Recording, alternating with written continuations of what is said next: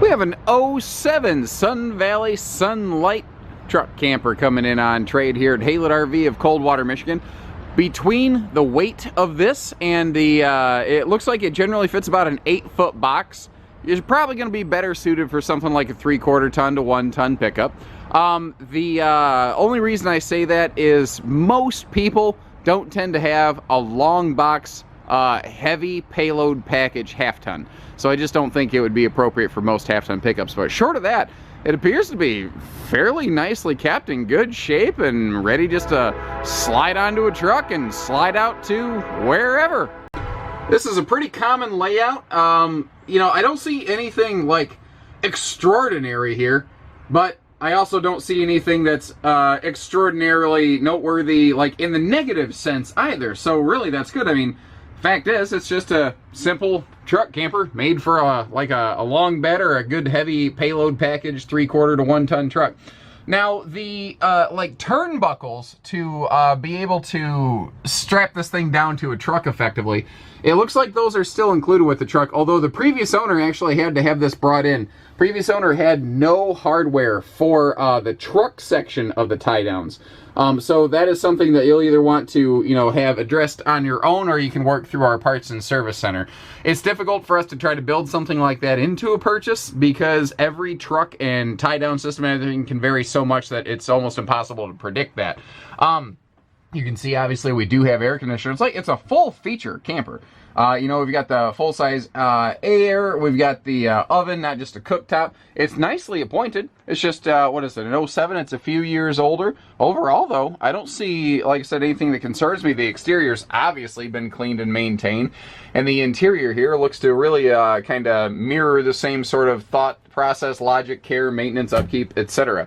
I do like the adjustable shelves in this pantry, though, so you can really kind of customize that storage, and you see that you do have a few drawers right below you. This is also a bathroom model, which is kind of handy, and you have what's called a wet bath, which is pretty much what you have to have in a camper this size. Now, the one thing I do want to mention to you is after you take a shower, you really want to just take your towel, quickly like wipe down the walls and anything. You want to get any excess moisture off anything that you can. That fan up there will help quite a bit by kind of sucking out some of that that humidity and moisture, and you know, making sure that you don't have like a mold spore buildup or anything like that. We do have our gas electric fridge over here, and you can see that there is a nice pantry space beside that as well. Looks like that's the little cable to hook this thing into your truck so that you get the, because it is a hangover the back style, so you know, the taillights of your truck are largely going to be hidden, so you need to plug this in so the people behind you can see what you're doing when you hit the brakes. Pardon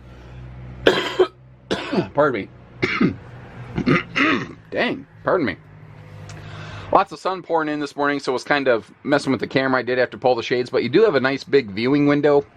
Get a good look at your campsite, especially if you're at a park. This is the side of the camper that tends to be like your campsite, so it makes the most sense that this is where you would have like the biggest windows and visibility and everything.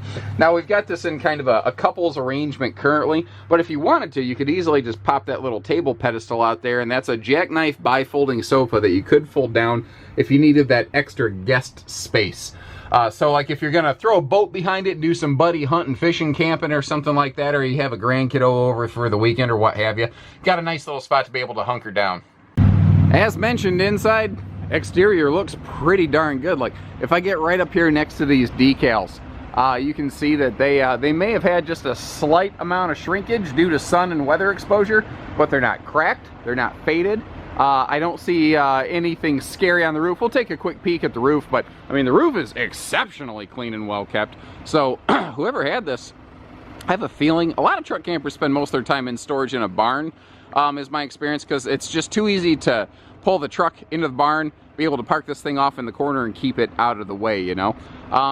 That's really just kind of the message that I have on this one. Not flashy, not fancy, not expensive, not, you know, problematic. No issues there. I don't see anything that really concerns me anywhere. I do like those. Oh man, that sunlight is killing me. Although with this truck camper being called a sunlight, maybe that's, you know, an appropriate thing. I don't know. The easy step in the back here looks to have been kind of repaired and would you believe that's just a board plank down there? Get it? Would you? Never mind. Anyway. The ladder will take us up to the roof. And before we get there, though, one thing I do want to point out is if you look at that main entry door, let me get up here a little bit more closely. The shades are drawn currently for privacy's sake, but you see that there's actually lower and upper windows, which is really nice because in a small box like this, anything you can do to open it up to make it look and feel a little bit larger is a welcome addition. And overall, the roof looks pretty good. I noticed that the quarter of the AC shroud has a little sort of crackage going on with it, but nothing severe there. I mean, the roof membrane itself obviously is fantastic looking. They, again, must have kept this thing out of the sun because this looks like even original factory sealant.